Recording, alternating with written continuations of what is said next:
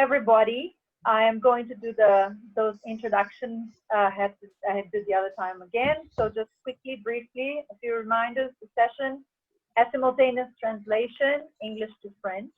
Please find the translation button at the bottom of your screen and choose the language that you wish to hear. Cette session a une traduction simultanée anglais-français.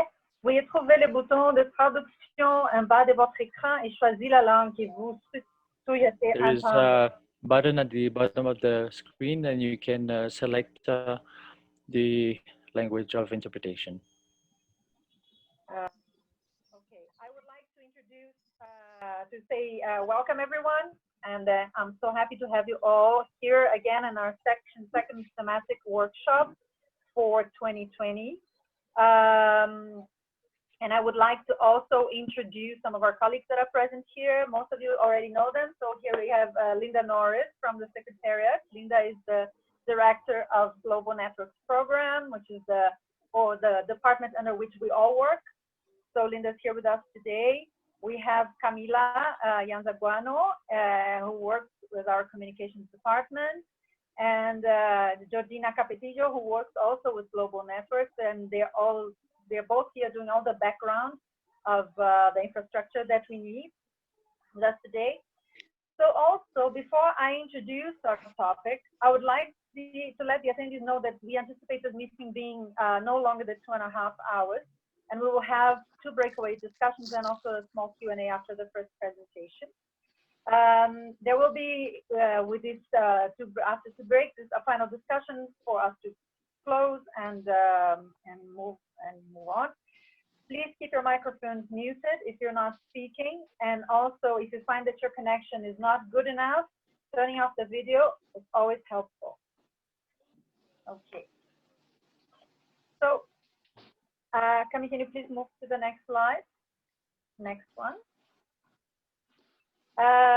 For those of you who are joining us for the first time, the Coalition is the only global network of historic sites, museums, and memory initiatives that connect past struggles to today's movement for human rights and justice. Founded in 1999, we now have over 300 members in more than 65 countries, from Ellis Island in New York City to former centers of detainment in Argentina to sites that remember and learn from the transatlantic slaves in West Africa. We support these sites in a variety of ways, including grants, networking, joint programs, and training. And for more information, please visit our website, but you all know our website, so I think it's fine. Camille, next slide, please. So down to what we are doing here today as part of our second workshop to discuss our common joint interests and perspectives. Today we have 5 presenters from the African Regional Network, as we are seeking to create opportunities for our members to present their work to each other during the 4 sessions that precede our general meeting in December. We also have a guest presenter who will bring a perspective from Brazil on the theme of migration, which we thought would be very enriching for our session. Next slide, please. So a quick introduction on why we're treating this theme, right? Africa can be seen as a continent on the move.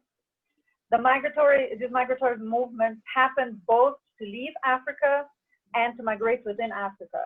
The motivation factors are many, as we know: culturally established migratory patterns within Africa, people seeking better opportunities inside and outside the continent, education, work, and also conflict and violence.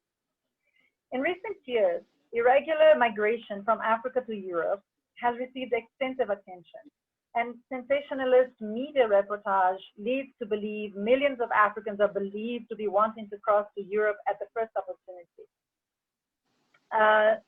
Also, it happens that Africa ends up being seen as a continent of only poverty and conflict. So in terms of migration, recent studies actually show interesting data regarding Africa. Several studies have shown that most African migrations are not directed towards Europe, but towards other African countries. And that those moving out of Africa do not only move to Europe, as we know, but they also move to Gulf countries and to the Americas. From those migrating within Africa, a great number are in possession of valid visas, for work, education, family reunion, or personal relocation. A smaller but still very significant number cross to other African countries as illegal immigrants, refugees, or asylum seekers. Illegal and irregular migrants or immigrants, refugees, and asylum seekers face many challenges, as we will see from the experiences presented by our members here today. Due largely to stereotypical portrayal in the international media, they are often defined as a security problem associated with international crime, trafficking, and terrorism. This impacts the way they are many times treated outside of Africa, but also in many African countries. Additionally, in various African contexts, their very presence often causes discontent as they are seen as competing for an already strained work market or work opportunities. So I would like for us to think that while we think about these challenges from the perspective of types of content, that it's important that we do not play into the stereotypes often projected about African migrants. The motivating factors of migratory movements are many, and we must understand and honor their diversity and complexity if we are to decolonize these stereotypes. Lastly, as the African continent develops, increased mobility within the countries can be expected, as empirical data also shows that development and not underdevelopment accelerates migration. So this is a phenomena that tends to grow, and hence it's so important for us to think about it. So how can we contribute to the decolonizing notions of otherness between African nations and peoples and play to our shared Africanness to help counter prejudice and violence against migrants in various ways? So please, next slide. Camila, thank you so much. So today, our colleagues will bring a host of different experiences with reflections around this theme. Museu da Imigração of São Paulo, Brazil, will bring a consolidated experience of how a public museum dedicated to immigration has been using its programs, structure, and influence to support African refugees and asylum seekers in Brazil, as well as regional migrants, a phenomenon equally relevant in Latin America with similar roots and consequences. National Center for Arts and Culture, the Gambia, will share a project that uses heritage to create economic opportunities for youth seeking to emigrate to Europe with positive impact in curbing their departure. OGDH Guinea will bring a panorama of the different dynamics involved in regional migration in West Africa and how they seek to serve these communities. COGEDEV Guinea will discuss the delicate situation of pastoralist migrants crossing transnational borders in West Africa and the clash between culturally established migratory movements and the borders established through colonization. Remembering the Ones We Lost, Uganda and South Sudan will share their work with refugees in the border of Uganda and South Sudan. And lastly, Forum pour la Mémoire Vigilante from Burundi and Rwanda will share their actions to support refugees, survivors of conflicts in the Great Lakes region, and highlight the importance of a joint African approach to the matter and to our memory work. So next slide, please. So as we embark in our presentations, please let's keep in mind our questions that we are thinking towards our regional meeting and our strategic session in December, which is what is the Sites of Conscience African Regional Network joint approach to memory work? How can we decolonize memory work in the region? Then how can we develop new leadership to carry out this work in the future? What challenges do we face to carry out this work? What capacity building and support is needed? And what concrete projects can we undertake? So now I will pass the word to Amania Joseph from Remembering the Ones We Lost. And Amania will be leading this session. So Amania will say a few words and then he'll be calling and introducing our members who will be presenting. So Amania, the floor is yours. Thank you so much, JJ, for that lead. Our discussion today is basically going to take us much more into migration history, a migration trend in Africa, the internal migration and the external migration. And of course, as JJ said, we are going to have 5 sessions, and these 5 sessions we shall have, of course, some discussion into it. We shall have questions answers time. We shall all give you opportunity to give your questions or answers. For us to kick start, I would like to welcome our guest presenter from Museo de Migration to do a presentation, how to make a presentation. Please, you're most welcome.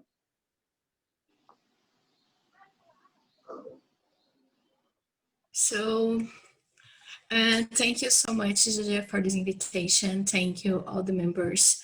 And I hope you can exchange our experience today. I'm going to tell some projects that we developed in Museu da Imigração in São Paulo, Brazil. And these are projects that we are still engaging in. We are still understanding how we can reach better our audiences and the immigrations. So I don't know if my presentation is going to show here. Okay, thank you so much. So this is Immigration Museum. We are located in São Paulo, Brazil. And next slide, please. And the Immigration Museum is in the building of the former Immigrants Hostelry, which operated between 1887 and 1978 to receive, welcome, and send over 2.5 million internal migrants and immigrants from 75 nationalities to coffee and cotton farms. It's important to note that the hostelry was built as part of a policy of promoting immigration that had as one of its objectives to whiten the Brazilian population in the context of the abolition of slavery.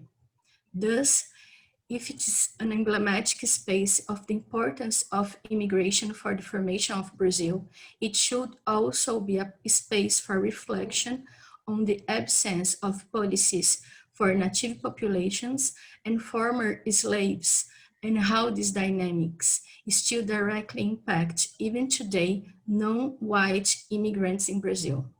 Next slide, please.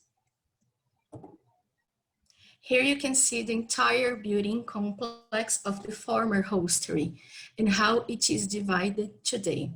At the bottom is the Immigration Museum, and at the top of the image, the Arsenal of Hope, a religious institution that welcomes 1,200 homeless men every night.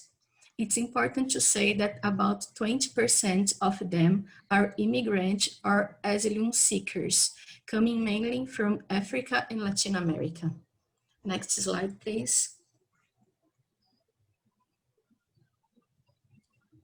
So the Immigration Museum was created to celebrate the history of immigration in São Paulo, based on the narrative surrounding the hostelry and the immigrants that came in the late 19th century and early 20th. It's also interesting to understand the Immigration Museum in São Paulo as part of other immigration museums created in 1980s and 1990s, mainly in receiving countries such as United States, Canada, Argentina, and Australia. Here you can see some photos of the daily lives of immigrants at the hostelry, such as checking luggage, restaurant, dormitory, and hygiene and healthy routines. Next, please.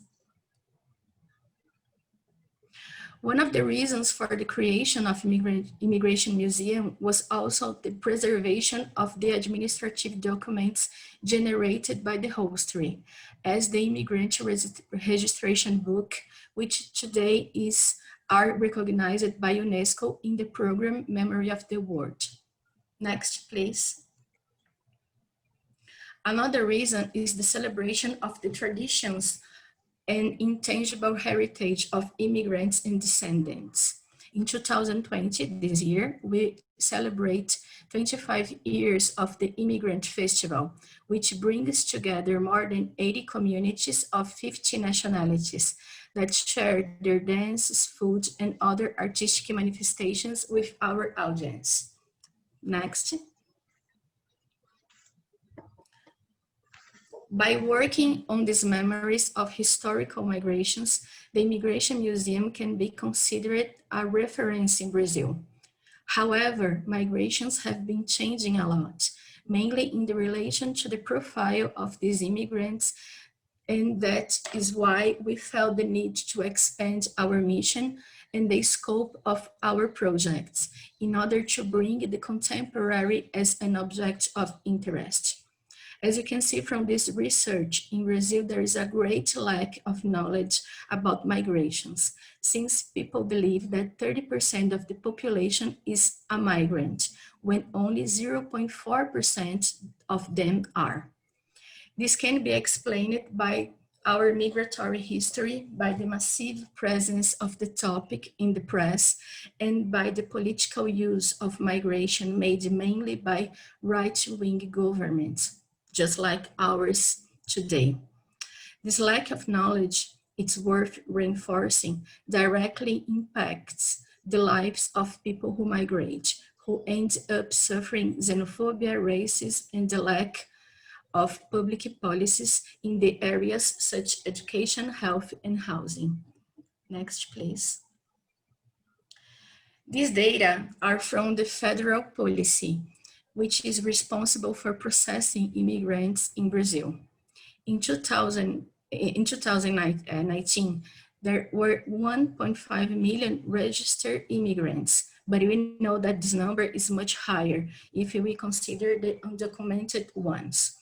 In terms of origin, Latin American countries lead, and the concentration is mainly in the southeastern states, followed by those bordering Venezuela and Colombia. 63% are men, and the majority are young people of function age. Next, please.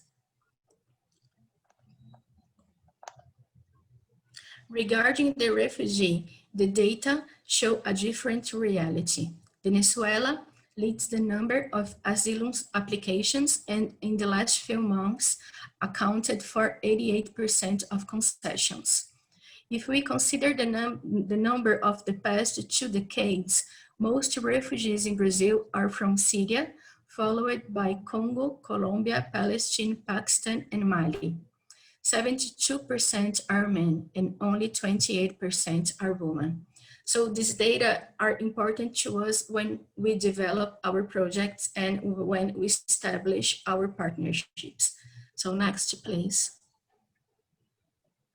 So how to bring these new migrant people and their narrative to our museum? And I'm going to share with you some of our experiences and how we engage and, most importantly, register, discuss, and communicate sensitive.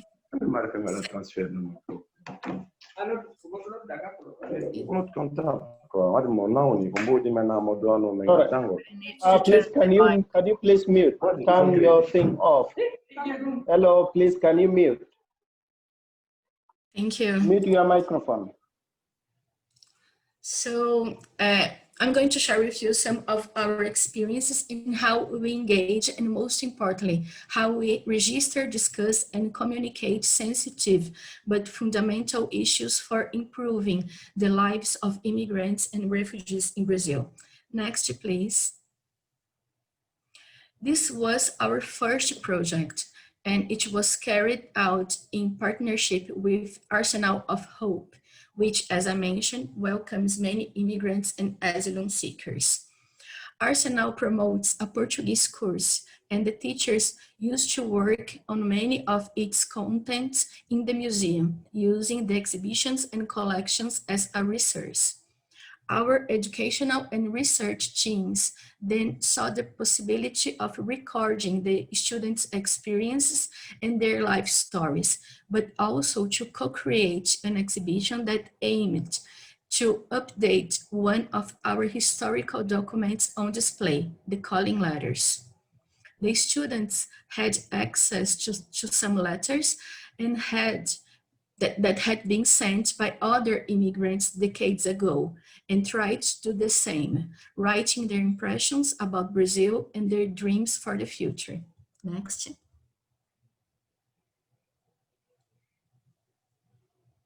Here are some photos of the exhibition, the first on the opening day with the presence of all participants who were very honored to have their stories represented in the museum. The second photo is of a group of visitors during the Immigrant Festival, probably descendants of the historic immigration, representing the encounter of experiences, memories, and temporalities. Next. Another project is this partnership with the collective Latin America Presence, formed by women who migrated mainly in the context of dictatorship in Latin America. We did 2 actions with them, an exhibition and an edition of a project called Meeting the Collection, about the arpileiras. Arpileiras are a technique of creating visual narratives from the group's memories, joining pieces of fabric. In the exhibition, they were able to show this production and to discuss sensitive topics for immigrant women in Brazil. And during the Meeting the Collection, we discussed the meaning of the arpileiras as a representation of their experience and the potential of the arpileiras being part of our collection. Next, please. The museum also has an oral history collection with more than 500 interviews with immigrants and descendants of historical migrations. Regarding to the contemporary context, the oral history collection was understood as strategic to record dynamics and topics still on the agenda. Thus, as a first project, we conducted the collection of interviews with migrant counselors in the city of São Paulo, a pioneering project that elected representatives from among the migrants to discuss public policies in the city. The project aimed to interview all counselors to understand their trajectories and interest in politics, at a time when it was prohibited for migrants to carry out political activities in Brazil. So until 2017, migrants could not have political activities in Brazil. They could not be part in marches, and these topics were prohibited for them.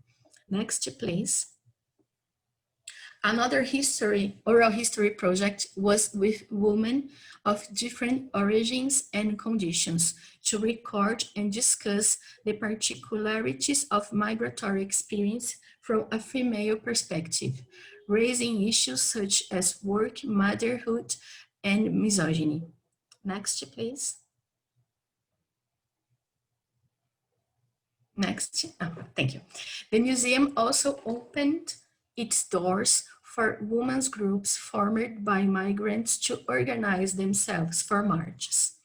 Here are some photos of this mobilization in the garden and other spaces of the museum, and photos of the marches on Paulista Avenue, that is the most important avenue in São Paulo. Opening the museum for immigrants to carry out political, educational, and cultural activities was important, not only for them to understand themselves as part of the museum, but also for our visitors to establish dialogues and learning about their realities. Next, please.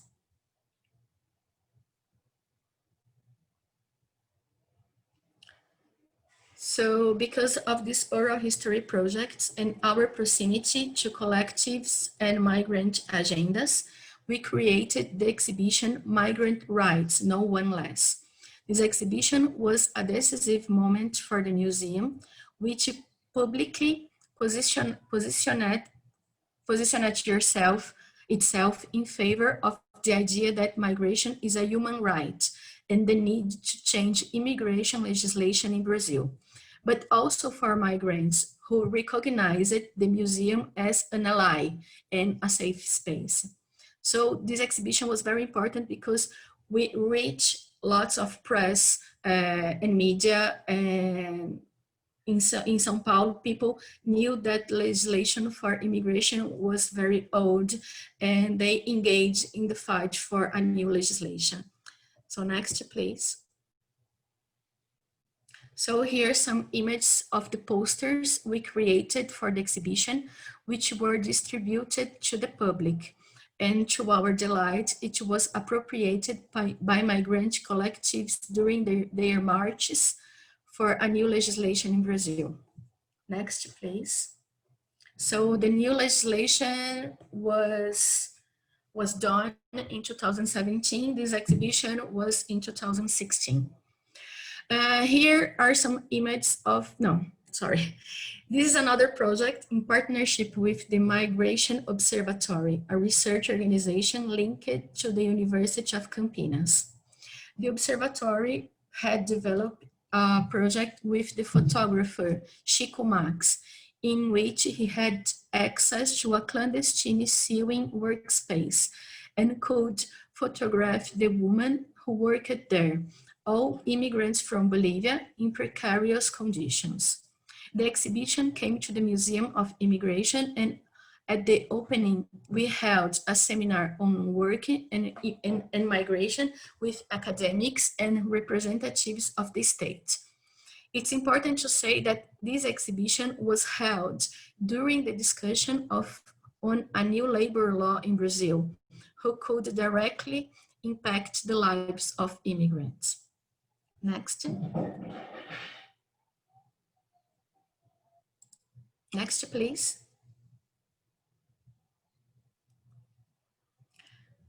This exhibition was held in partnership with the UN Refugee Agency and brought to the garden of the museum one of the temporary shelter houses that are set up in Pacaraima and Boa Vista, that are two cities in the border of Brazil and in division with Venezuela, for processing Venezuelans in Brazil that are coming to Brazil.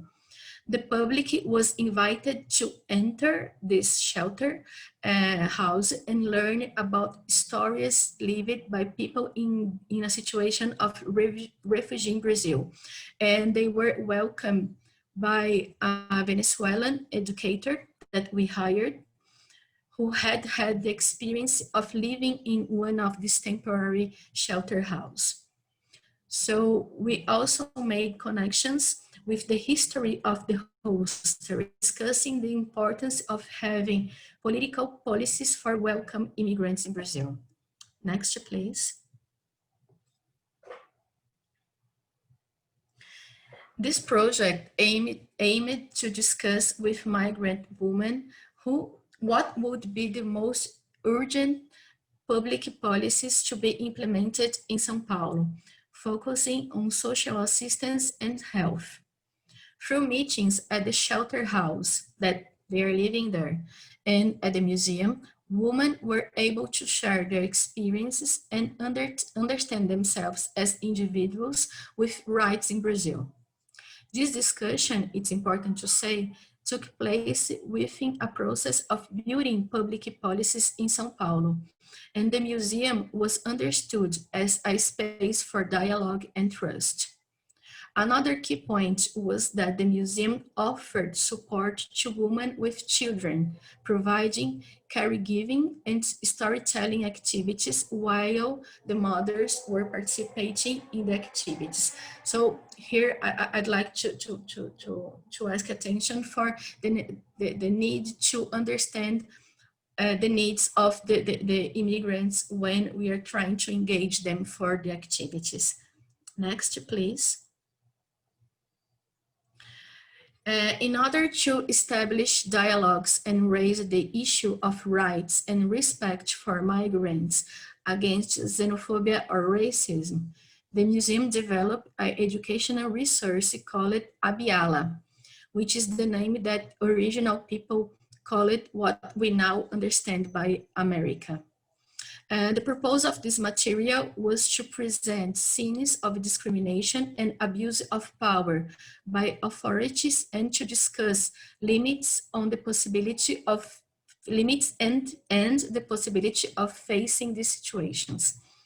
Here are moments when we use this resource with the Henrique Pegado School students, some of them immigrants who reported having suffering xenophobia, and with the residents of the Bella Vista Shelter House for Immigrants. Next, please.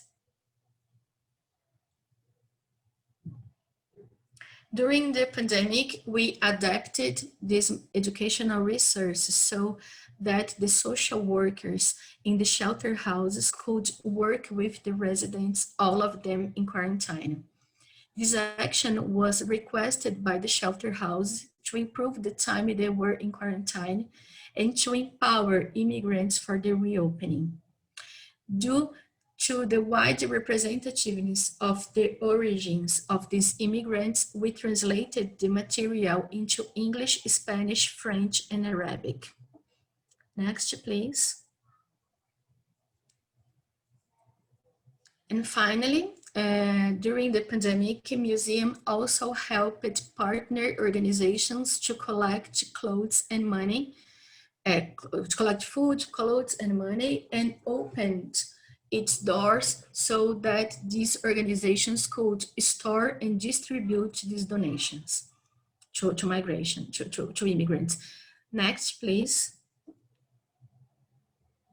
So far, what we have been learning.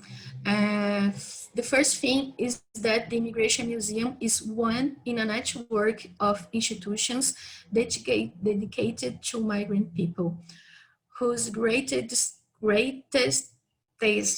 contribution is to make our social technologies available. That is, space for dialogue and empathy, amplification of voices and discussions. So when we realized that we are no longer the protagonist of this discussion, museum understood that we need to have partners, we need to make partnerships, and we need to be in touch with all these organizations to understand the moment of migration in Brazil. The second thing is the importance of being a multivocal and safe place, especially for migrants. So if the project is not good for them, if the project will not improve their lives in some way, we don't do the project. We don't want to do projects for media or to show in our social medias. We want to do it for them. And the third thing is due to the unstable situation that many migrants find themselves. And in order to have continuities in the project, it's more strategic to engage and establish partnerships with institutions, groups, or collectives that are dedicated to welcoming and helping these newly arrived migrants. This we understood after some projects that we engaged the migrants and the immigrants, and after some meetings, he wasn't able to participate anymore because he had all the things to find. So he needs to find a job, he needs to find a shelter, and the museum is not his priority. So we understood that it was more important to have partnerships with the collectives and the institutions. We also learned that the importance of expanding the role of the museum and reviewing the profiles and performance of the professionals. So at Immigration Museum, not only the educators are mediators, but also the researchers, the professionals that care with the collections. Everyone is understand themselves as a mediator.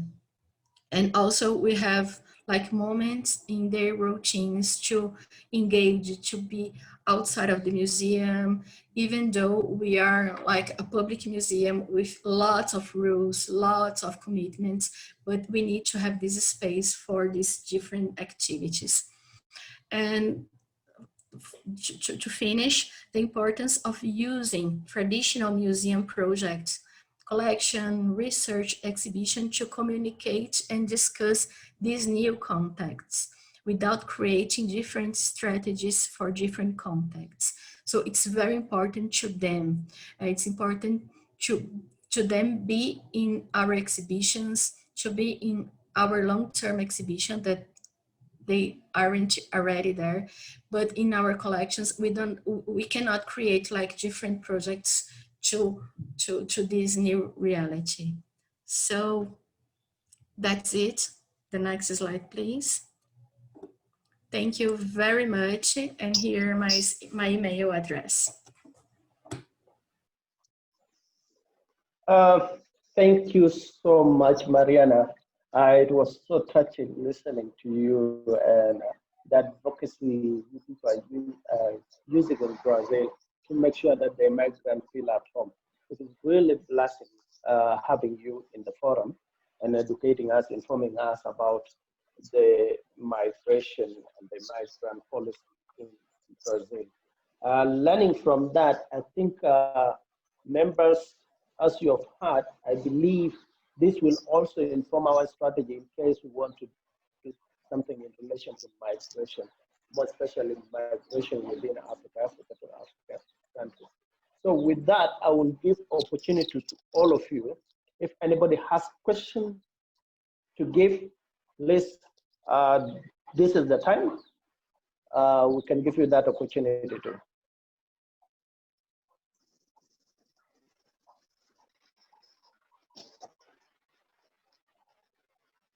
I have a comment. Yes, JJ. Mariana, it is very impressive how, and I mean, I am also Brazilian, most of you know that, and I'm also from São Paulo, where the museum is. And I know how difficult it is to interfere in Brazilian policy making. Is a minefield, is a very complicated job. So how do you guys turn the discussions into a document that can be handed to the policymakers? How does that process work? How do you carry out that influence to the, what's the farthest you can go with that? So, as you know, we are a public museum. We are part of the state of São Paulo, so we cannot go so far, right? Because our local government is not so open to that. But we understand that we can have space for the discussion, and we give in our exhibitions, and also we give support in media. So we try to do by this way because we cannot go so far because we are part of the government. Thank you. But that's far. That's going far, knowing the reality. Yeah, I'm still waiting the moment that someone is going to say, stop, you cannot do it. But until now, they didn't do it. So it's good.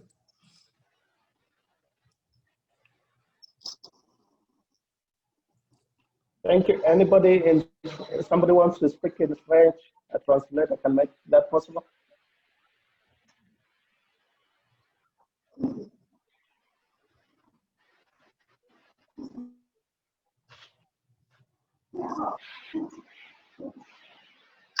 I'm sorry, you asked me something?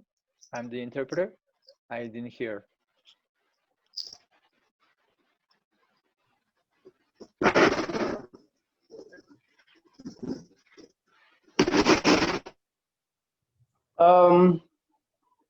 If nobody wants to, or if there's nobody who wants to ask a question,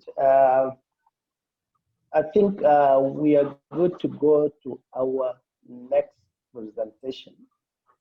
That is going to be presented by the National Center for ARB and Culture, the Gambia. The person preparing for this presentation, please give you that opportunity to do your presentation. We're here to listen. Thank you. You're most welcome. There is a small technical challenge. So, okay, this is the time. Ibrima, yes. you can share your screen. Camila, how do we do for him to be able to share his screen? He's the only presentation that he has to share from his own screen. So let's just do that switch. So at the bottom of your screen, you might be able to see a green square that says share a screen. you can click on there and then share your screen.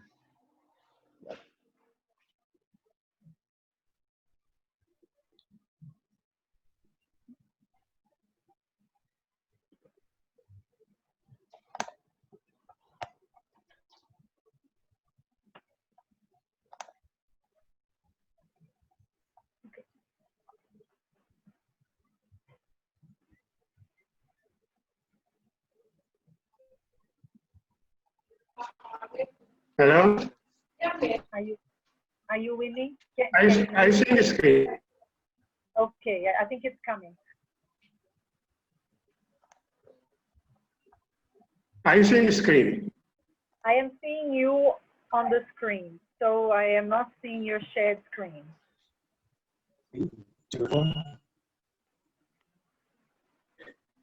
Can you try, I made you a co-host. Can you see it now? It says at the bottom. Oh, there you go. It is coming. Can you see it now? Yes, yes. Can you see it? It's coming. Okay. Well, good afternoon to everybody from Gambia. My name is Ibrahim Jami, National Center for Arts and Culture. I'm the destination manager for Jufre and Alberta tourism destination. So I'm going to do my presentation on our last project that we implemented that was sponsored by International Coalition of Sites of Concern. The project title was Combating Illegal Youth Migration in Nyony. Nyony is a district in the North Bank region of the Gambia. The administrative capital is Kerewan, but it is closer to Bara, which is 30 kilometers from the Bara point. That is on the other bank of the river, opposite Banjul. So the project was purely centered on combating illegal youth migration through skill acquisition training and then tour guide training. The project was implemented last year, 2019, and it ended on the 1st of November, 2019. Next slide, please.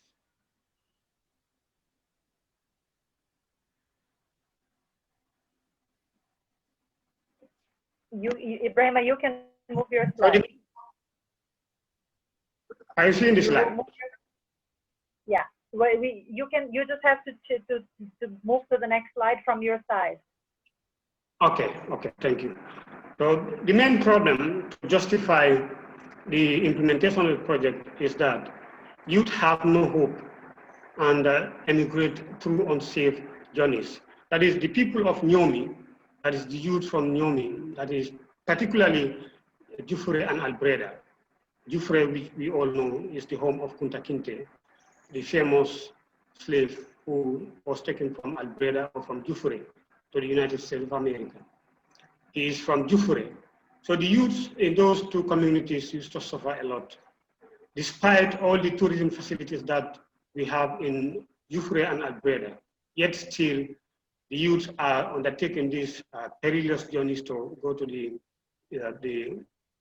other countries such as Europe or America. It is not only limited to external migration, but even internal migration. Most of the youth prefer to move from those villages to the urban centers in search of greener pastures. So it is as a result of this that we came up with this project to train the young people, and women included, so that when they acquire skills, they will be able to impact that knowledge in the younger generation so that they will stay, they have hope that there is something that they can achieve or they can gain when they stay in those villages without undertaking the back way, as we call it here, that is crossing through the Mediterranean Sea. Despite the fact that Jufre and Albreda have tourism facilities, but then still, this is not creating any benefit for young people because they pretend or they prefer to migrate from those areas to other areas where they think they can have better jobs. So this is why we came up with this project to train the women and the young girls, as well as the men, on guide training and then tie and dye and batik, so that they can be well equipped in skills and then be able to make money on their own. So enter the sites of coincidence. This is a project that that was piloted. It's a pilot project that Site of Conscience sponsored for NCAC, National Center for Arts and Culture, at its famous World Heritage Sites called Kunta Kinte Island and the related sites. So the project was implemented in Jufure, which housed Kunta Kinte Island. The project used heritage of Kunta Kinte Island, which we believed, or we all know, it is a slavery-related World Heritage Site, as a tool to restore hope to the local youth and then women. There are three different sections that we look at. We look at the guides training, that is training of 25 youths, that is male and female, on tour guiding in Kunta Kinte Island and the related sites, so that they will be able to relay the correct information that the history is about. So what they do is that they were trained as guides and in heritage interpretation. They interpret the history of the island and the other related sites like the Portuguese Chapel, San Domingo Ruins, as well as the CFO building. So we also trained 25 women, including girls, from a women cooperative craft. Like we train them in skills like tie and dye and batik, and then other handicrafts. So we also embarked on a dialogue session where youths were asked to be engaged in dialogue, to talk to each other, and then be well informed about the benefits that they have within their locality, that is Kunta Kinte Island and related sites, or Jufure and Alberta as a tourism destination. On the part of training of youth on guide training, we also included women, and among the attendees there you can see some uniformed men. These are the police intervention units. They are the tourism security unit. They are based in Jufure and Alberta. So they also help to prevent the tourists being hassled or being disturbed by young people. So as a result of that, we said, let us include them in the training sessions so that they can also have some knowledge about the history of the destination. Among them, you also have some girls there, and then the other youths, the men or the boys, were also part of the training.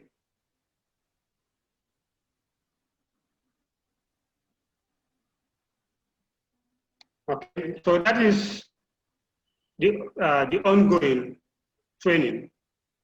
This topic is led or is treated by myself on the revamp project. This is a project that we implemented some years back. So it has a component that has the history, or that has some historical components that I'm relaying to the guides. We also have a knowledge of the project and what the components of the project were. So because within that project, we talk about environmental issues like waste management system, and then we also talk about tree nurseries. So these are all there to teach or tell the young people that they can stay in their communities and they embark on some of these things to better equip the environment, to change the environment so that it can attract more people or the visitors.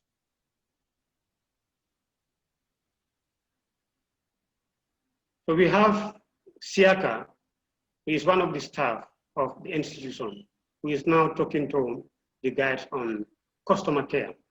Because we believe that the tour guides deal with the people, that is the tourists. So the tourists, we see them as our customers. So they need to be told the real story of the heritage sites. And in doing that, you cannot do that without having the right knowledge as a customer or as a frontline officer. So the guys are the frontline officers, so they require to have those customer care skills in order to better present the knowledge or the history for those that are visiting the sites.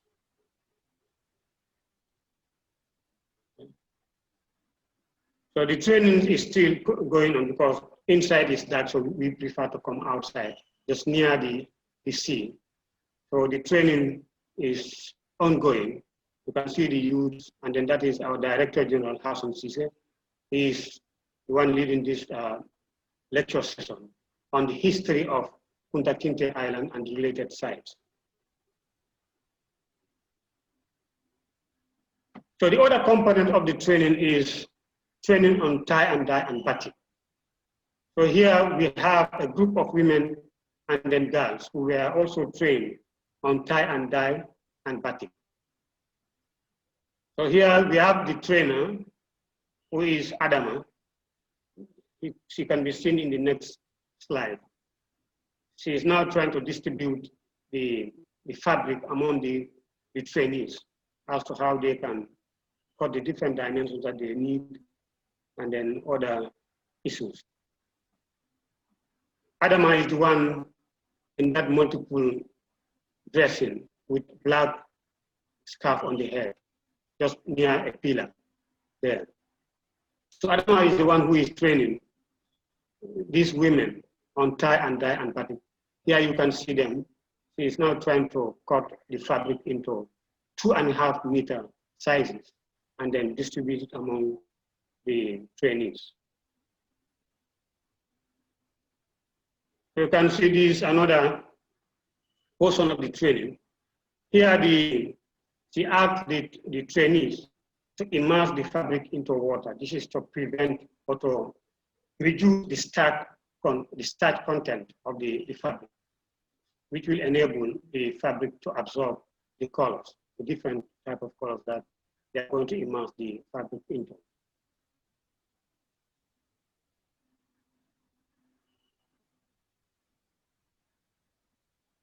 So that is the candle wax being melted in that container. She has a sponge that has a design or a pattern. There is a pattern that's caught in that sponge.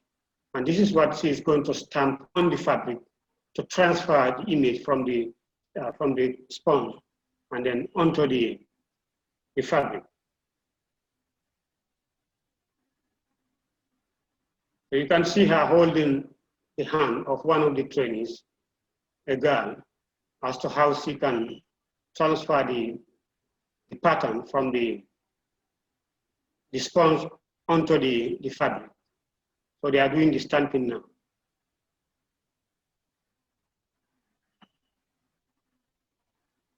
So another woman is being trained as to how she can stamp on the fabric. So the training is more of pictorial. So this is why we prefer to bring in these pictures to show the attendees as to what we were doing. It's another lady, Adama, who's also stamping the fabric. Another lady. So behind you can see the island in the river behind there. And then you can see the other part of one of the historical sites or building. That is the CFO building. It's a heritage building. So the lady is also stamping the fabric to transfer the pattern from the sponge onto the fabric. Much of stamping has been done. So this portion is another section showing the trainees how to measure the different dye stuff into the containers with the colors. Here you can see a lady. She is now measuring with a teaspoon the color or the dye stuff into a pan. And Adama, who is sitting on the chair, is telling or guiding her as to what she needs to do.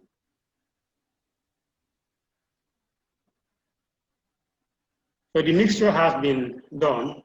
You can see the lady, they immerse the stamped fabric into the dye stuff.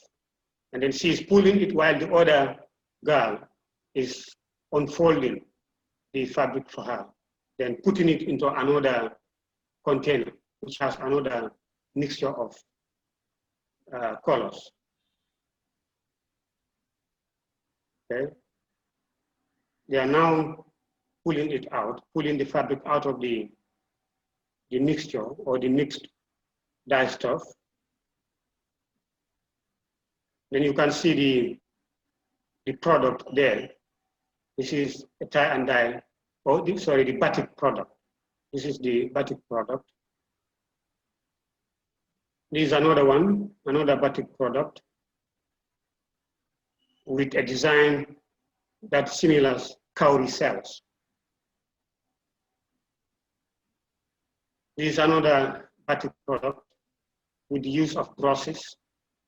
This is paint brushes.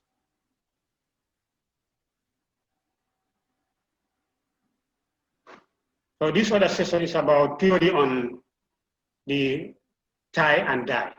The previous one was on batik. So this session is on tie and dye. So the trainees are gathered around a table, showing them how to make patterns on the fabric with the use of needle and thread. You can see this lady, she is now tying. After sewing, she is now tying the fabric with the thread. These are two women also tying. After sewing, they are now tying the fabric. The fabric, the thread there is to prevent the color from penetrating into another section of the fabric. So it is serving as a boundary for the different colors. So these women are also tying, you can see they are tying the fabric.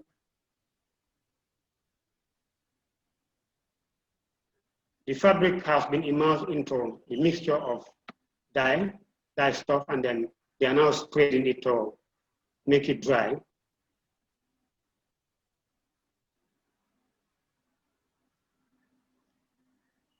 So it's another tie and dye method, which is a sprinkle method. After tying and dyeing for the initial stage, they can still spread it on a carpet and then put another mixture of dye stuff on it to give the fabric different colors.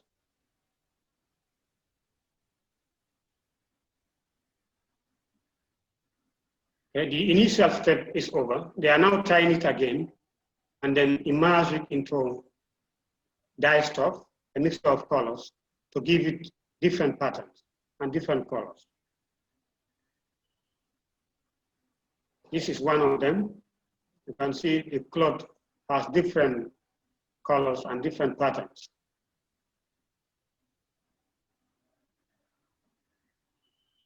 These are some of the products. All these ones are tie and dye, not batik, tie and dye purely.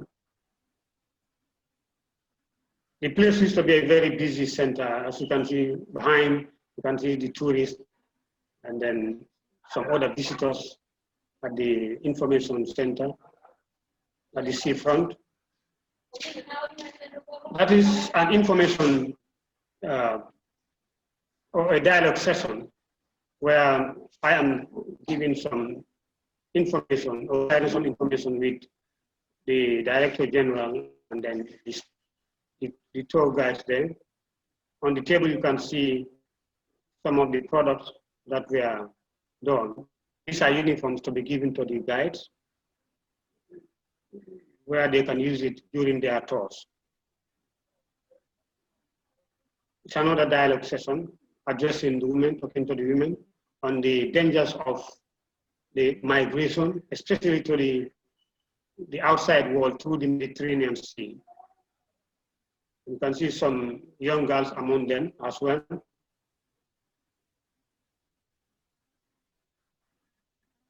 These are the attendees for the training, the women, the girls. The lady in the yellow scarf there is the president of the women group.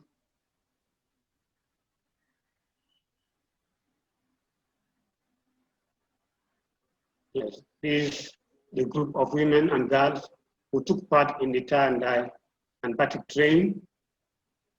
So the reason behind training these women and girls on tie and dye and batik is to enable them to be able to make money for themselves. So that when the women have money, they wouldn't prefer their young boys or even girls to undergo any bad travel session that is going through the Mediterranean Sea, or even moving from the community to another side where they don't know anybody.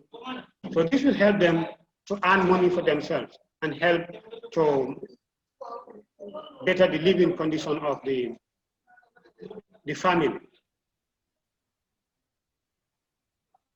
So the trainees' testimonies, some of the trainees were genuine enough to testify to us some of the benefits that they have as a result of this training. One of them said, I tried to emigrate, but got stranded in Libya and got returned. I was going to go again, but after this certificate in tour guiding, I think I can earn $100,000 a week. This is enough hope for me to stay in the village and try my luck here. So you see, that has changed somebody's life. So this particular guide prefer to stay now instead of taking that perilous journey to the Europe or Americas. He prefer to stay. Another one testified that I am. I can read. Okay. Hello, Jake Hassan Sise here.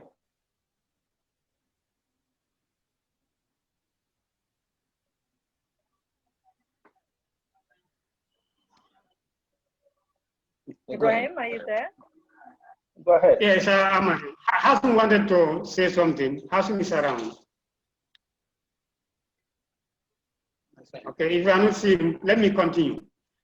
So the other one testified that I am far more confident of ability of my community to sustain me now than before. That is, he prefer to stay in his community than before because of the training that he got from NCSC. Said, I got a training from the NCSC that I'll be able to benefit myself and my family. I will stay here for a year or two, and I hope I will settle. Tourists used to come and go, somebody said, and buy nothing from us. They always tell us what do we have to sell. Now, after the batik training, we can make cloth to sell at an information center. Now we can make some money as women from tourists, as women to the tourists as a souvenir. So these are some of the testimonies that some of the trainees gave after the training, that there is some benefit that they derive from the training. And the youths prefer to stay instead of migrating to other parts of the country or even outside the country. So the next phase is training youth on how to recycle trash from tourism into products that can be sold and to earn revenue by selling to recycling industries. So the next phase of the training will be on using a recycling method, making best use of those items that we think are of no use or others think are of no use. We recycle them and sell it to either tourists or other visitors as souvenirs. Then I think that's the end of it. Thank you. Yeah.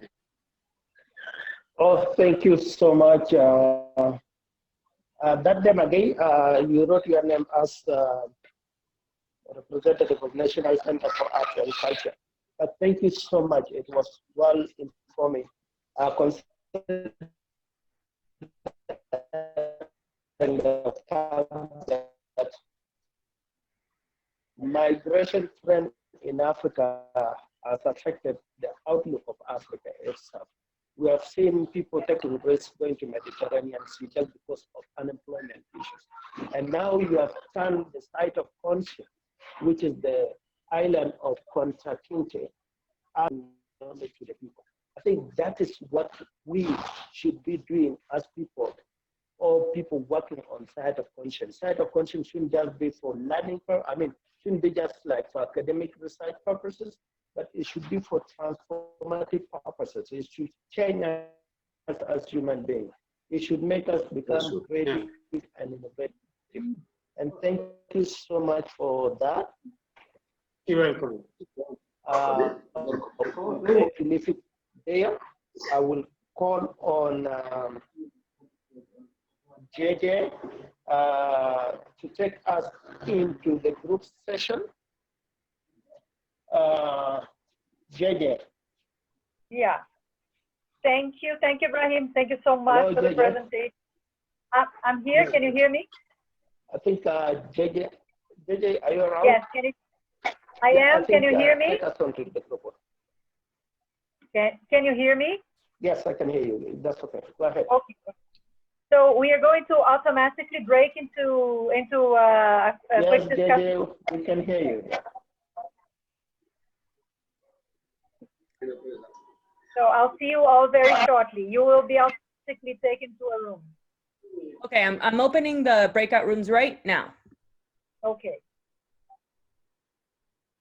You should see an invitation, and you can. Excuse, before you open the breakout rooms, the discussion in the breakout room. Yeah. The discussion in the breakout room is going to be on what? Can you remind us? I think so. There's first an opportunity for you to network, but also to respect presentation.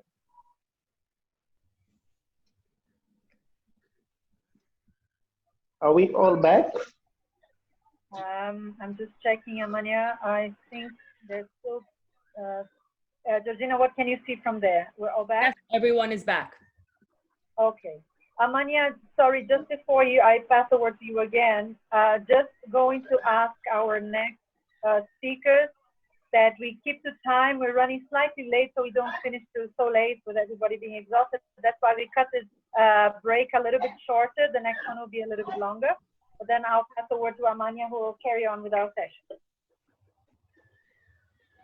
Thank you so much. I think we need to shorten our presentation, but all those two presentations that were very important, very valuable. And I think if there's valuable information, please give us, and we shall be able to also follow up. But try to summarize so that we finish within time. So please, the next presenter is coming from, coming from OGDH, Guinea. Suleiman Ba, you are most welcome. Voilà, merci beaucoup de m'avoir accordé cette parole. Thank you very much for giving me the occasion to present on the regional migration and xenophobia and this pressing crisis. I will try to share my presentation. You'll see that in my presentation I don't have much pictures, but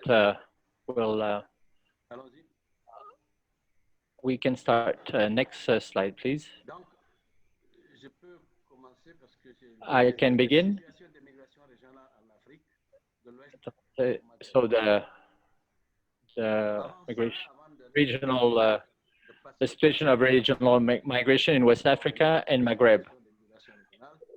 Before explaining to enter the topic of migration at the regional level, I should outline that according to the International Organization of Migration in 2012, there were 214 million international migrants on the planet, representing 3.1% of the world's population. Massive international migration is not a historic novelty then. However, since the 19th century, their characteristics have changed, and since the 1980s, along with the economy and information, the migration phenomenon has become globalized. When we talk about the situation of regional migration in West Africa and Maghreb. In spite of its agricultural, mining, and energy potential, the West African region is faced with a significant intra-regional migratory flow towards Europe, the United States, and the Gulf countries, on the other hand. The main causes of this migratory flow include, among others, the lack of inclusive political and economic government. After more than half a century of independence, most countries in this sub-region are unable to create the conditions for the political and economic development of their populations.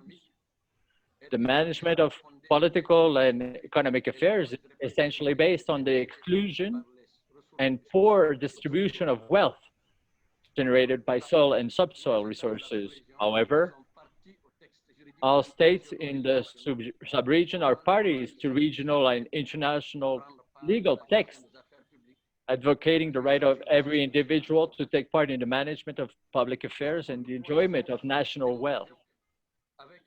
High population growth, with a population of more than 60% of young people, the lack of prospects and jobs for young people, the absence of a policy to integrate these young people into the production circuits, the lack of adequate health coverage, the widespread corruption that plagues the states, political conflicts, terrorism, and environmental issues are all contributing to the movement of young people toward what appears to be the El Dorado. In a study published in January 2007, entitled International Migration and Poverty in West Africa, Abdou Salam Fall and Rokhaya Cissé, who are sociologists at the Fundamental Institute of Afrique Noire of the University of Dakar, they say and highlight that candidates at the outset let themselves be taken by the impetus of future miracle workers to the point of taking particular high risk. The makeshift boats that take them massively to the Canary Islands at the high price of several deaths during these dreadful sea crossings reflect this unprecedented relationship to risk, reaching their destination or perishing Barça or Barsac, which means Barcelona, or the cemeteries. This is the expressions of the cul-de-sac, of the dead end, in which the new West African migratory currents towards the West are now inscribed. I need to highlight that the collapse of the Libyan state, the gateway to Mediterranean Europe, has created an environment conducive to the development of several phenomena, among which human trafficking figures prominently. Placed at the top of the list for prospective immigrants, Libya is followed by Morocco and Algeria, which, because of their position at the crossroads of certain European countries, such as Italy, Spain, and France, are also important gateways for prospective immigrants. The Gulf countries are also privileged destinations where candidates for exile are mostly girls and women. The exodus to the United States is also very frequent and drains thousands of young people who believe in the American dream. How to explain the situation of regional migration to Guinea? The Republic of Guinea is a party to the Economic Community of West African States Treaty, which guarantees the free movement of persons and their goods. By virtue of this treaty, its borders are open to all member countries of the states. This in turn facilitates an important migratory flow between the country and its West African neighbors. There are several reasons for this migration. It's economic, commercial, linked to political conflicts in search of employment, etc. due to the inability of the state to create wealth and employment for the majority of Guineans living in absolute precariousness. The country has experienced an unprecedented exodus in recent decades because Guinea is both a host country for migrants from Mali, Senegal, Sierra Leone. It's also a transit country to North Africa and a provider to Europe, the United States, and the Gulf country. Conakry, the capital, has become one of the hubs of illegal immigration. According to available statistics, Guinea is ranked among the sub-region's most important departure countries to Europe via Mali, Niger, Mauritania, Libya, Algeria, and Morocco. If we talk about the different dynamics on problems encountered by Guinean migrants and refugees in these different countries, in the Republic of Guinea, the most important layer affected by the phenomenon of illegal immigration remains the youth. Such a situation attributable to the lack of viable prospects in the country. For many of them believe that exile is the only way to fight against their misery. They are thus confronted with all the hazards associated with the adventure, including extortion, abuse and bullying, arbitrary and illegal arrests and detentions, drowning on the high seas, hunger, thirst, and abduction in the desert by the barons, the lords of human trafficking. They also suffer rejection and risk of deportation in destination countries. Women are the most exposed in this phenomenon of illegal immigration because they are often victims of violence and sexual slavery during the crossing. They are often turned back at the borders. They are candidates for illegal immigration, and they are always ready to recidivate. So OGDH's approach to working with migrants and refugees in Guinea and other countries in the region, we need to go back to the conflicts that erupted in the 1980s in Liberia, Sierra Leone, and Côte d'Ivoire. And Guinea was confronted with significant migratory flows of people from these three countries. To address the situation and support refugees, the Guinean Organization for the Defense of Human Rights and Citizens' Rights set up a mechanism to protect these refugees in accordance with the international text relating to the protection of refugees and displaced persons, in particular the convention relating to the status of refugees and its additional protocol. Recently, following the creation of a framework for consultation between civil society organizations and some development partners and stakeholders, on the initiative of the delegation of the European Union, several working groups were created to facilitate consultation and cooperation between stakeholders. Among these groups, there is the Working Group on Migration, for which OGDH has been designated as leader, alongside the NGO Care International, which was designated as NGO coach.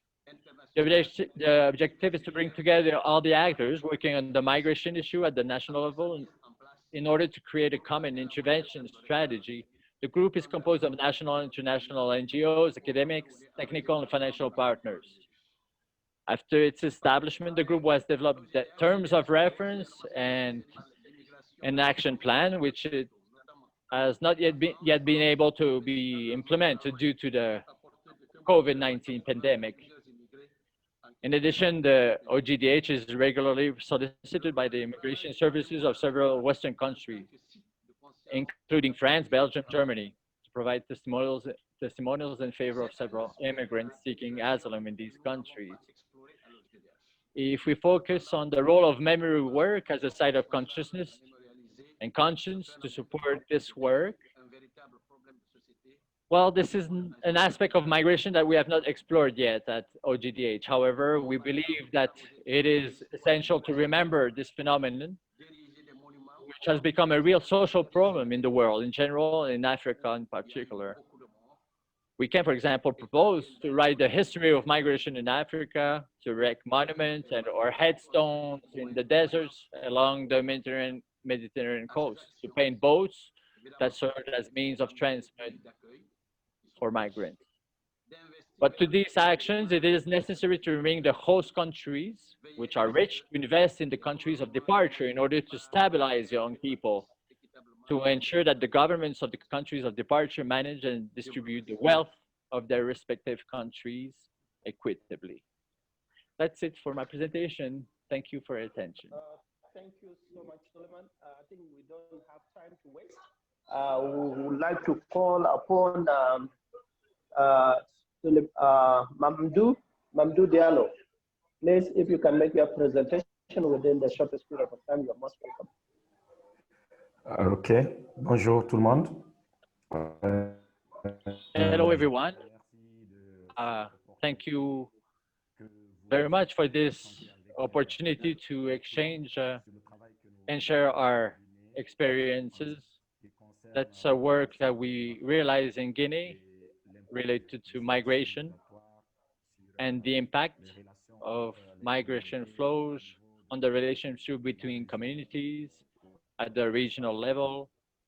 For the West Africa, I'm Mamadou. I'm the president of COGEDEV Guinea. I would like to focus on issues of xenophobia and related to transhumance in the West African coast. As you know, most of African countries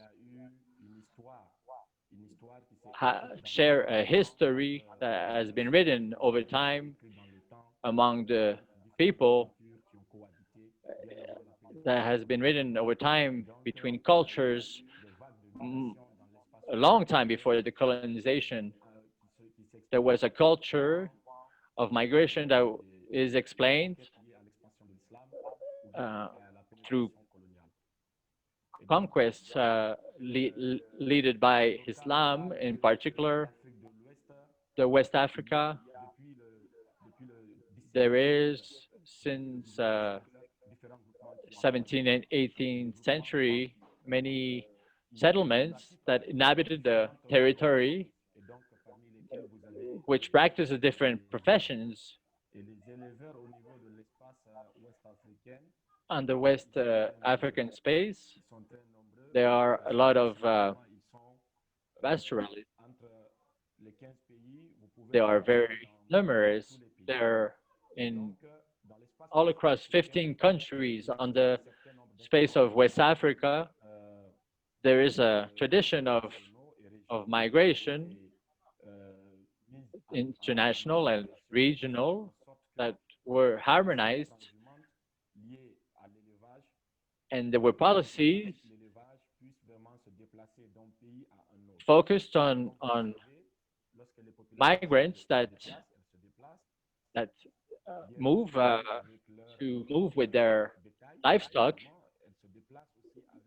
but it's also important to highlight that when they move on the territory, they move with their livestock, but they also move with their rights.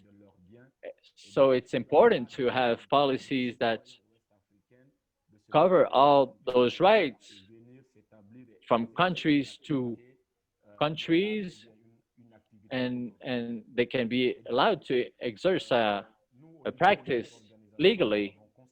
At the level of our organization, we've observed during the past 10 years that there are many violences that raise between different communities in the face of those transhumance patterns of migration.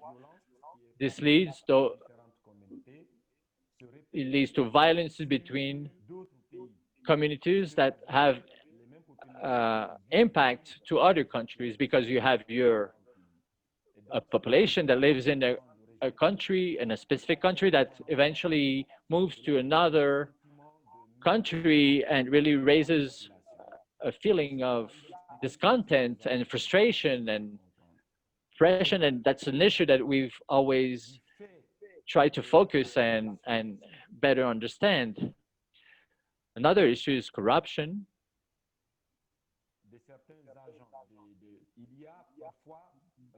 From certain migration authorities that lead to injustice,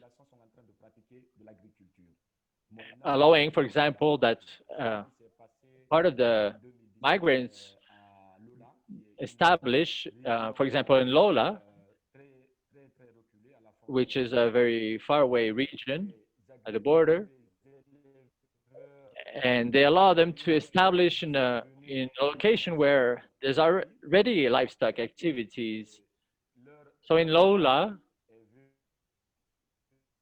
the situation, there's a little interruption here in transmission.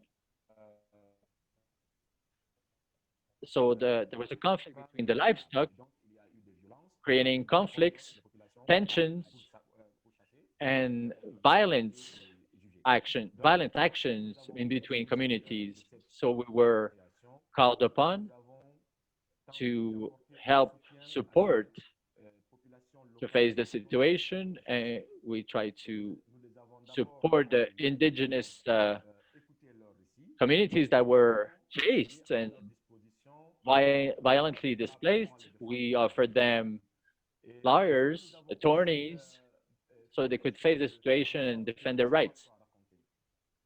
But it also, our interventions also allowed for the history to be told and acquire some media coverage.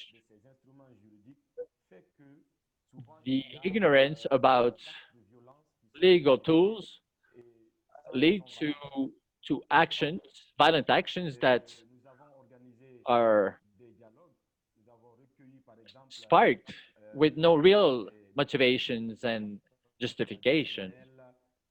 We have been seeing partnerships with academics in sociology that came to explain the history of settlement, the traditional ways of migrating,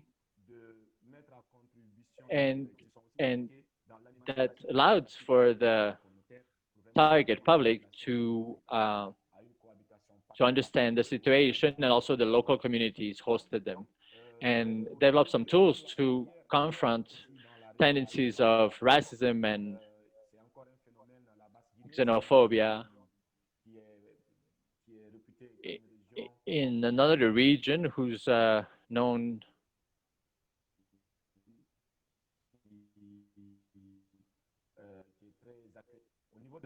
who is known as being very welcoming for visitors, we can observe many tensions and conflicts between the communities and peasants.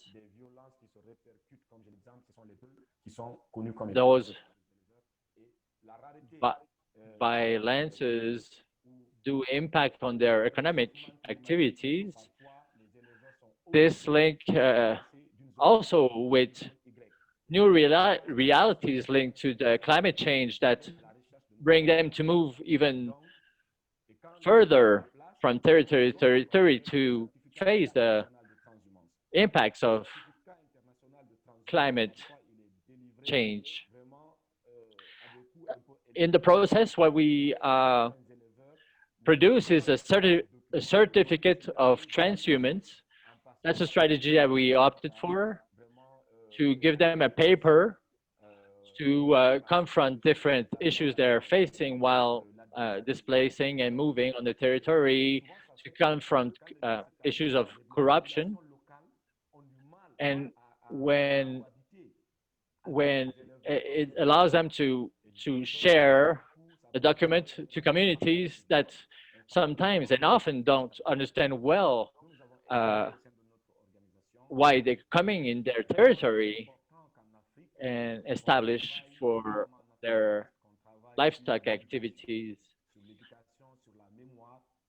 So we obviously developed some strategies of training, education, inviting historians with people from the culture domain who come in specific spaces that we create to share the knowledge about the history and about the to understand better the conflicts that raise between communities because of migration flows, and that there's no real difference of between humans, even though there are some new arrivals in the territory. They also allow participants to understand the history of their ancestors, their parents, how they went through similar situation in the past, and project it in the present and the future in order for them to grasp better the issue and enhance the understanding and lower the tensions and the risk of violence and tensions, and have a peaceful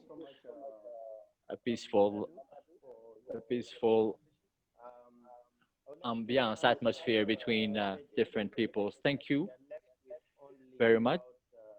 40 minutes, and we need about 55 minutes. Do we go to the breakout group? Yeah, we're going to the breakout group now. Just before we go, thank you so much, Suleiman and Mamadou.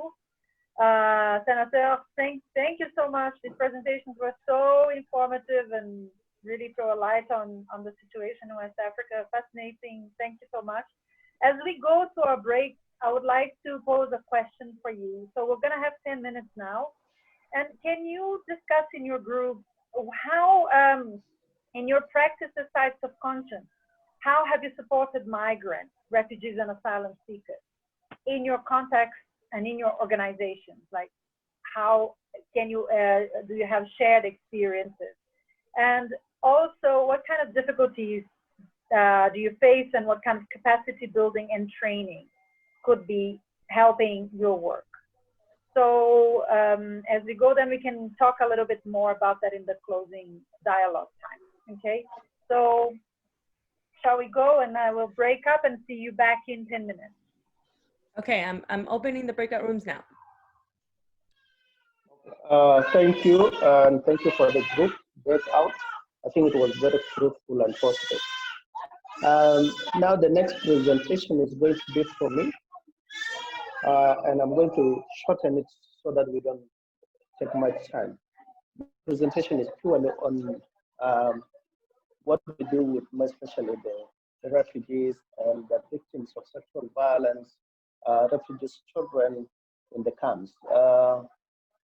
We have been interacting more especially with the victims of sexual violence. We are training them, empowering them on issues related specifically on transitional justice, because we believe that is what interests them. And based on several other surveys we did, that is what interested them. And if you look at transitional justice, they're not looking at it from the perspective of prosecution alone. They're looking at it from the various elements of transitional justice, including reparation and compensation, more especially for them. And that is what we have introduced them to. And now another level that we are introducing them to is the level of advocacy. So that now the victims will be able to speak for themselves, not us speaking for the victim, because we may not be knowing the pain they went through, and we cannot therefore claim that position to speak for them. And that we believe that by they speaking and themselves, that will send a powerful message to all institutions, whether international or local.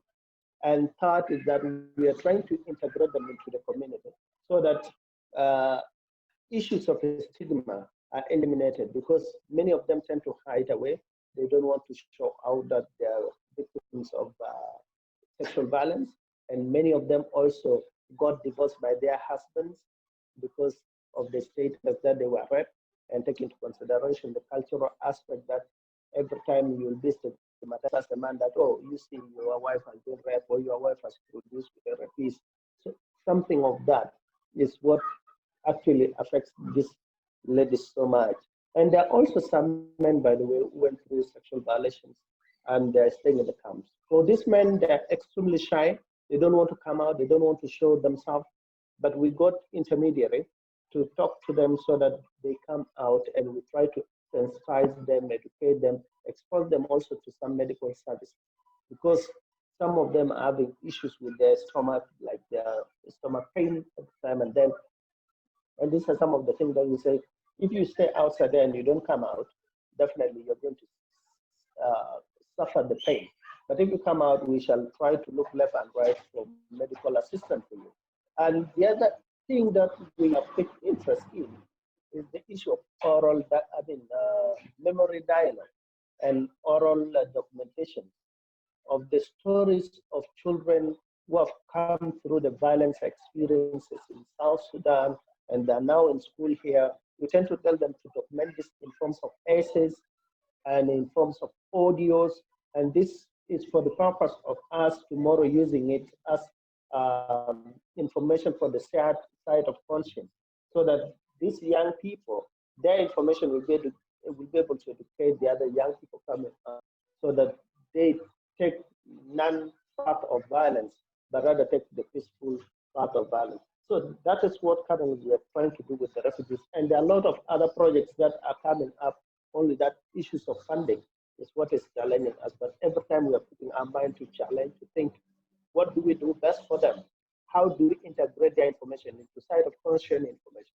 How do we make them feel that they are part of the history and they're part of the concerns that one time something like this happened in South Sudan and it happened to us as victims? How do we make sure that other people who go through this experience are educated and informed so that they become part of us and we identify as one community?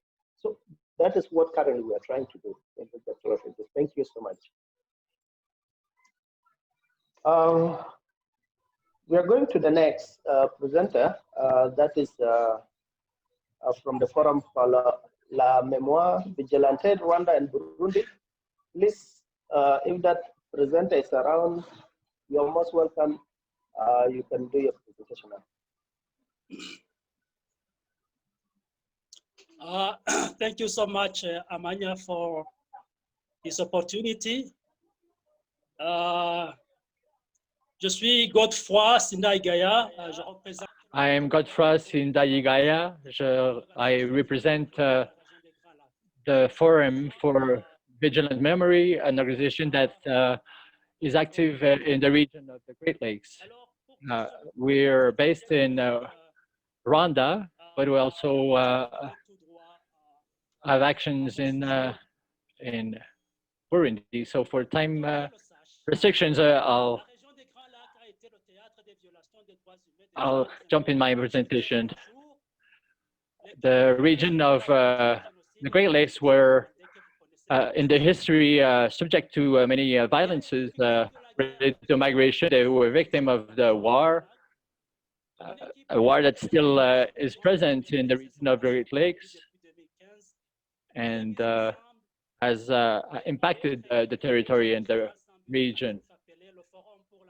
And that's why we were created as FMV, the Forum for Vigilant Memory, to tackle their issues, the situation that the genocide victims to limit the impact of and the reproduction of genocide activities. Genocide. The victims of genocide are the ones that we focus on, try to defend their rights, and try to induce some policies to defend their rights and their right to exist in their territories. So the intrinsic values of our organization, if you want to come back to the previous slide, please.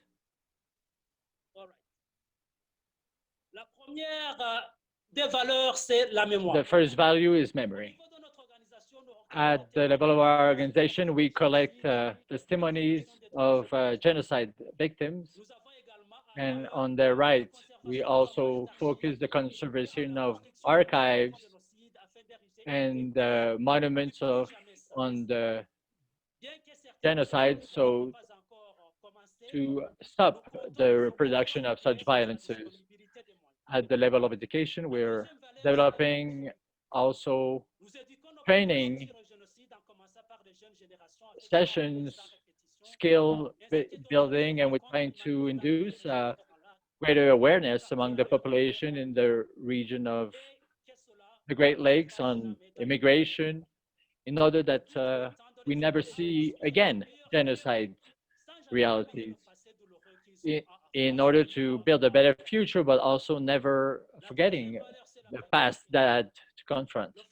And the third value is prevention. We develop activities to prevent on crimes on humanity and genocide, the impacts, also induce policies of good governance and leadership. So the domains of intervention of the Forum of Vigilant Memory. Next slide, please.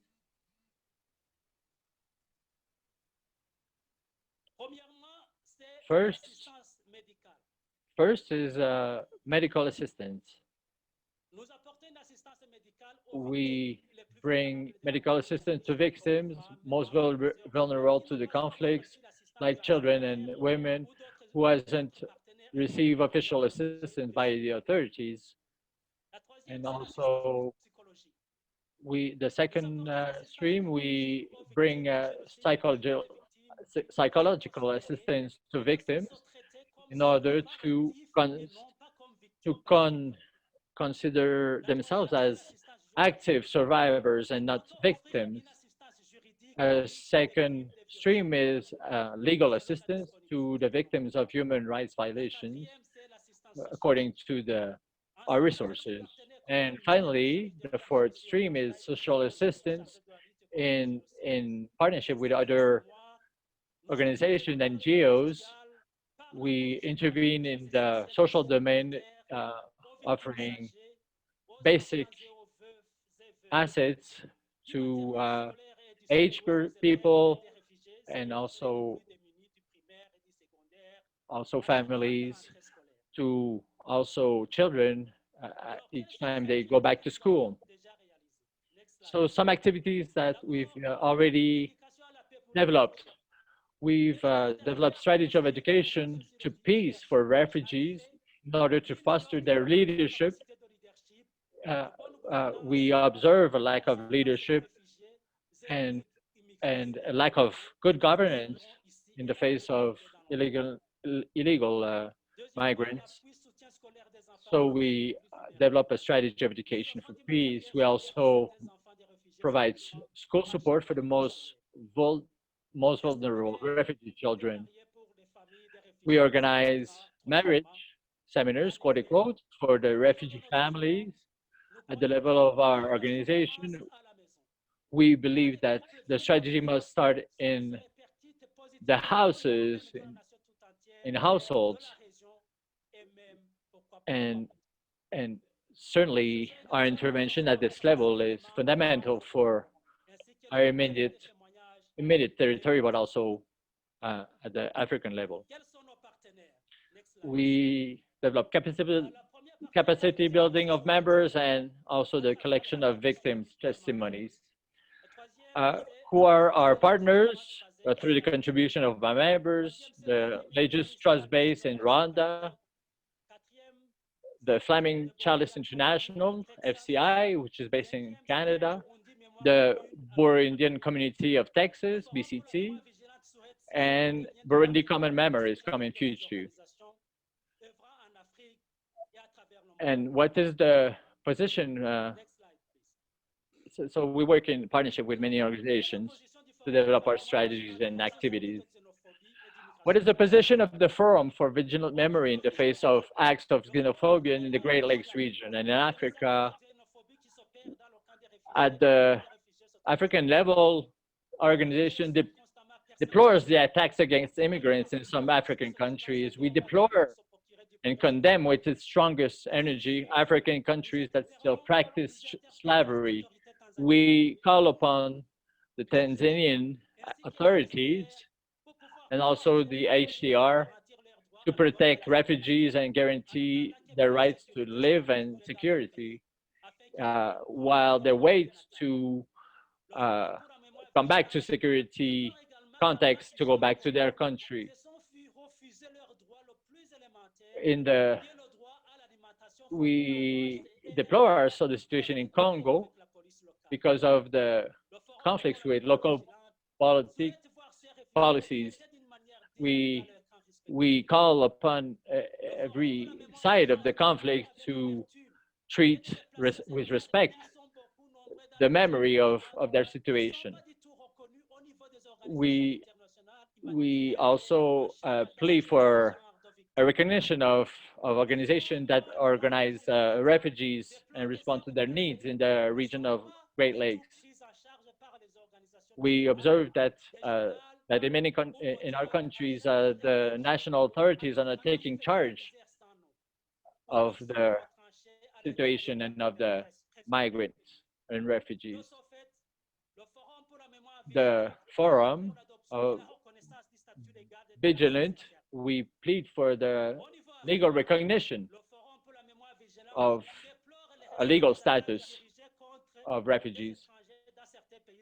At the level Africa, we ask for respective governments to take all actions to make sure that xenophobia actions are not reproduced.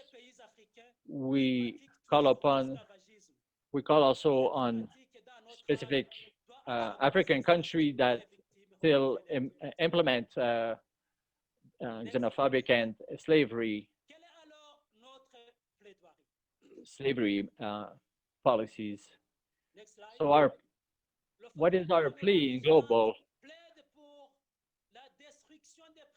What we plead for, the FMV pleads for the destruction of prejudices, which are often based on racism and which are supported by some of the local authorities. We plead towards our FMV partners to build a common vision on the fight against xenophobia. We plead with the African Union and the African authorities for a clear migration policy between African countries. We plead and advocate for the removal of land barriers between African states. We call on the African authorities to raise awareness of the phenomenon of xenophobia within their states. We advocate for the adoption of anti-xenophobic laws in all African countries. We advocate for African solidarity in order to curb the phenomenon of xenophobia against Africans within their continent. We advocate for awareness of the phenomenon of xenophobia in Africa and elsewhere. We advocate for the adoption and implementation of a clear migration policy agreed by all heads of state and government in Africa. We advocate for a coherent economic and social policy so that national wealth is equitably shared. We advocate for the fight against corruption all over Africa. We plead for the attachment to the ideals of unity and Pan-African solidarity by all African states. And we call also on African countries to inspire themselves on the example of Rwanda, which has welcomed migrants from Libya. And indeed, we have established a structure that can start with near the border to welcome about 1,000 migrants and refugees.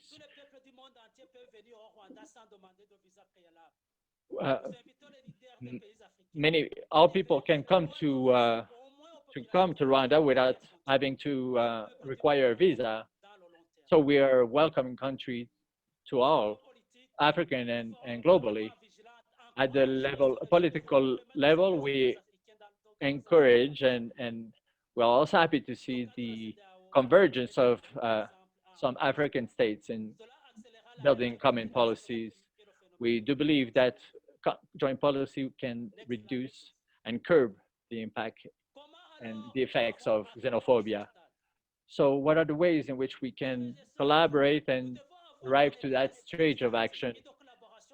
Our belief is that we need to build and have a spirit of unity and collaboration in order to jointly confront the situation of xenophobia and the situation of irregular, illegal migration. We also need to align our vision and direction with the expected results in the short and long term. We adopt some means and ways like workshops on partnership initiatives. We also invite you to develop advocacy strategies in partnership and networking in order that our voice at the level of Africa and the United Nations can be heard. I think we need to develop a similar term and strategy condemning xenophobia in all of our countries. We also believe that we need to develop an effective commitment to engage and challenge African leaders in order for them to adopt progressive policies. We obviously need to keep strengthening our initiative and education campaigns on xenophobia and racism. We call for developing a complementary action plan in order to confront the situation of xenophobia and illegal migration. We need to strengthen our action and interventions in the media, make them more frequent. We also need to share and exchange information and best practices.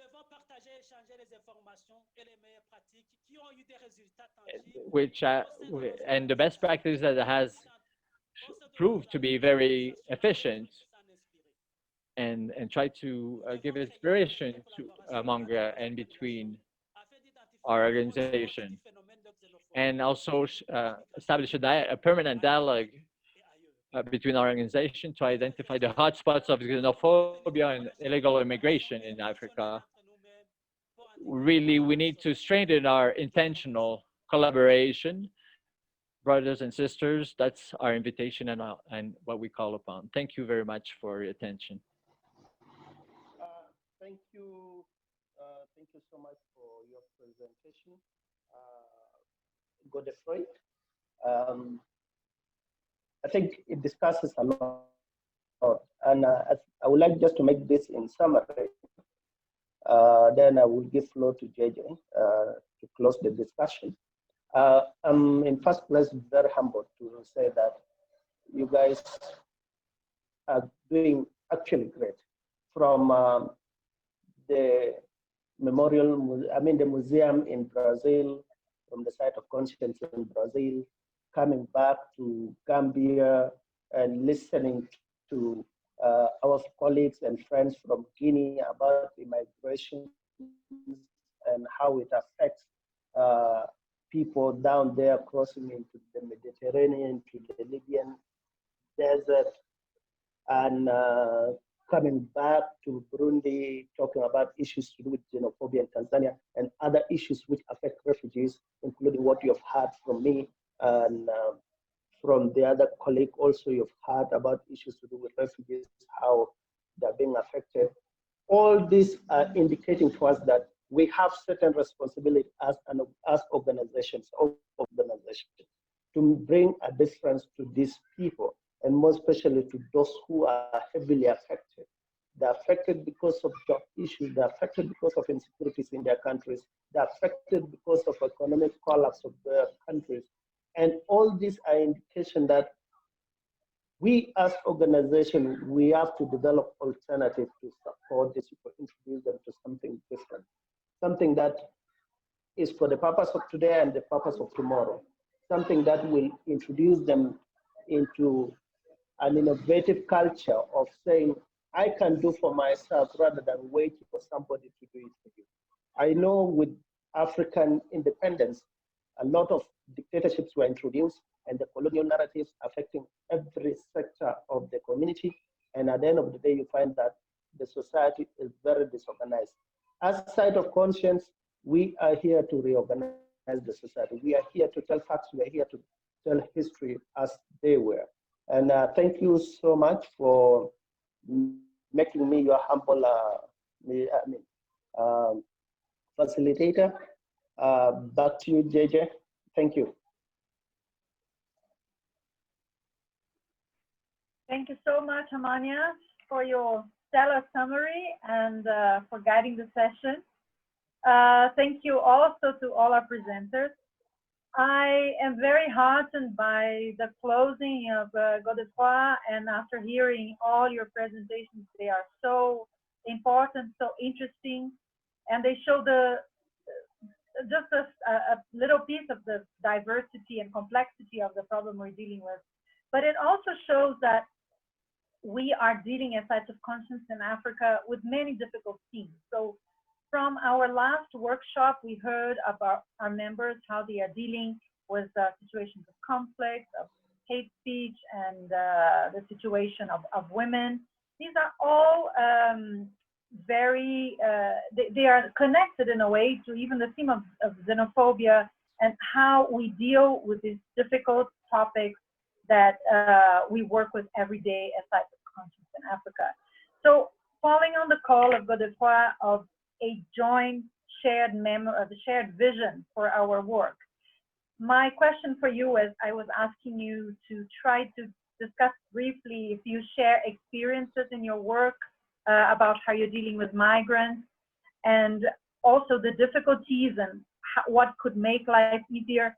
I would like to call on you guys to open the microphone to hear from you from your discussions about this, but also on how we can achieve this shared vision and have a manifesto, as Godefroy says, for each one of these difficult situations, and how we can unite as a united voice that we can advocate at a higher level as an international bodies and within our countries, with our country's politicians. So how can we have this joint vision? How do we get there as a network, as an African network of sites of conscience?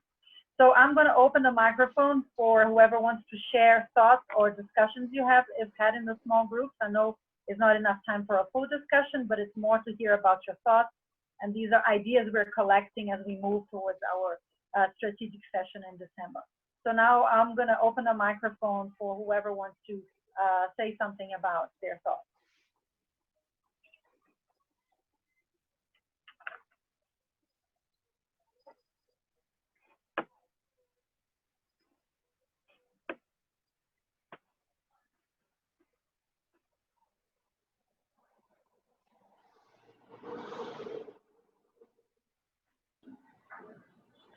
Any takers? C'est juste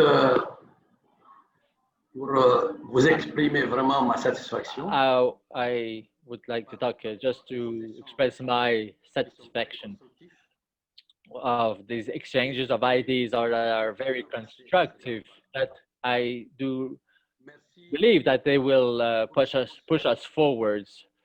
I would really think all the ones that have been allowed this meeting to take place. I'm really encouraged and also motivates our organization to keep very active in the network. We hope that it's going to be an occasion for our organization to enhance and grow and their actions that are being developed locally. Thank you so much for this initiative. What I would like to also share. Gege? Okay. Hello, hello. What I would like to share to others. Hello. After thanking the organizers and all panelists for this experience sharing opportunity that was very wealthy and inspiring, what we need to understand at the level of our organization, at the level of councils, we need to develop actions and not only share and send the calls to the African Union, because the African Union is composed of states. Obviously, we need a political engagement, but a political engagement at the local level, and needs to be traduced, translated, and at the level of the state, and eventually arrived to the African Union. From the experience I've had with the African Union is that the political engagement and political will is lacking so much at the level of the state, at the level of our organization, in the local communities, like for the International Coalition of Sites of Conscience. We need common projects, actions that we can develop together at our different levels, local, regional, national level. And I do believe that would be a way of eventually bringing our actions to higher levels like the African Union and induce political will, because without political will, we won't be able to advance in our programming and sparking the transformation we all need. Thank you. That's what I wanted to share.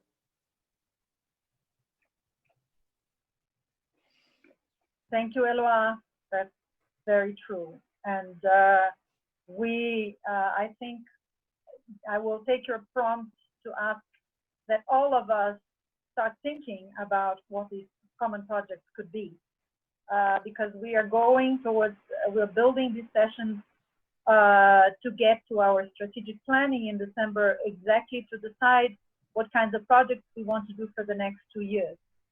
So I will do, as I did in the last session, a collective document with the main ideas that we discussed in the session, but where people can also contribute. It's going to be open for everyone to contribute their ideas. So we start forming a document that we can then take to the strategic session in December. So thank you very much for that. And concrete projects and common projects are very, very important, and it's something I call upon all of us to think about. Anybody else? Yes, Shirley? Yeah. You know, what I take away from the rich presentations is that we were talking about migration of people because of conflict, but we were also doing it. We were also talking about migration due to economic necessity. And states like South Africa has created a sort of a hierarchy and makes it very difficult for people who, for economic reasons, are trying to seek asylum in South Africa. Basically, there is starvation on this continent and within our, just outside our borders. So that's a one thing of that we shouldn't perpetuate this divide between migrants who have fled conflict and also economic migrants. I think there's something important there that we must look at, and we must also look at prevention. Some of the presentations have been quite illuminating to prevent migration of people. So I think whatever work we do, we must keep prevention as well as all the relief work, but the prevention is very important. Merci. Thank you, Shirley. Thank you so much. Anybody else would like to say something? Yes. Yes, I would like to, yes. Ibrahim, NCC, National Center for Arts and Culture. Yeah. Yes, it is on behalf of National Center for Arts and Culture that I would like to express our sincere thanks and appreciation for International Coalition of Sites of Conscience for giving us that opportunity to create or to implement that project, which has changed the life.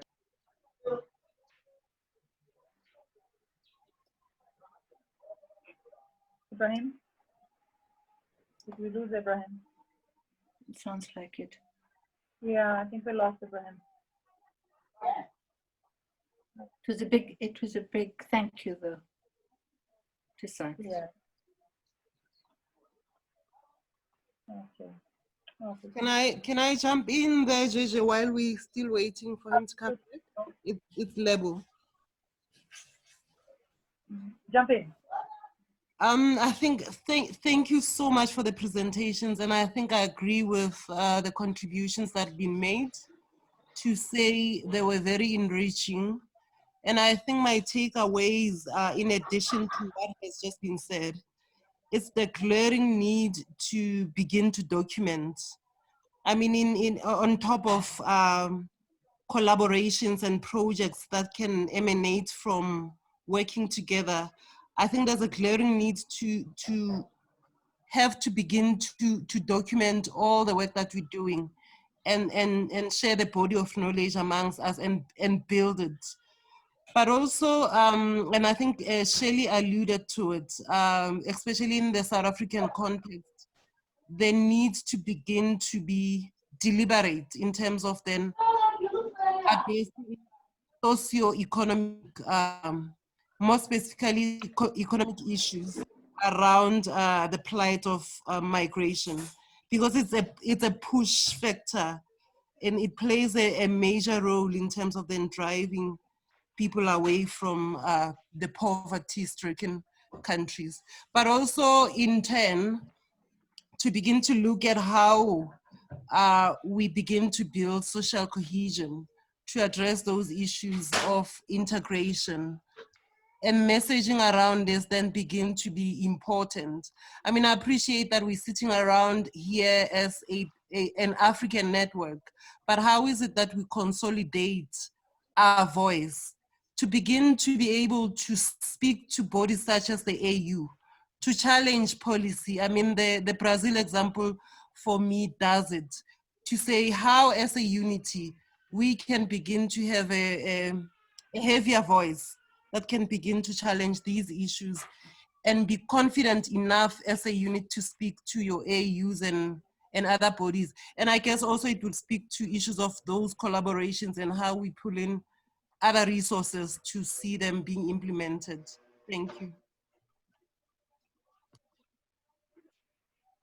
Thank you, Lebo. Very, very important. The one thing that I will say to all of you, but I will also circulate in an email to the network, is that all these meetings, as we know, are being recorded, and they're being recorded for a reason. It's not only for our records, but it's to share, so that they become a resource as well for members to access anytime. So these are things we are trying. It's one small step to start documenting, but I do see your call level as well, as to document that we have a project to document the work that we are all doing. There's people here, many more people doing amazing work. Shirley is doing amazing work. She didn't have the opportunity to present today.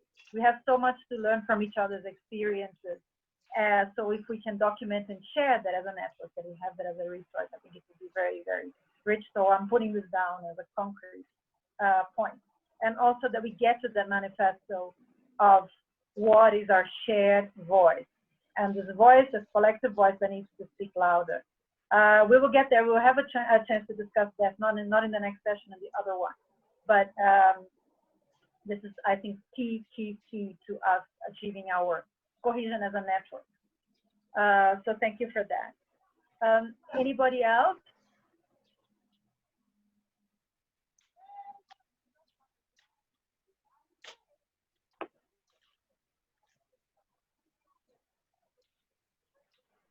Okay, so I think with that, I will move to closing.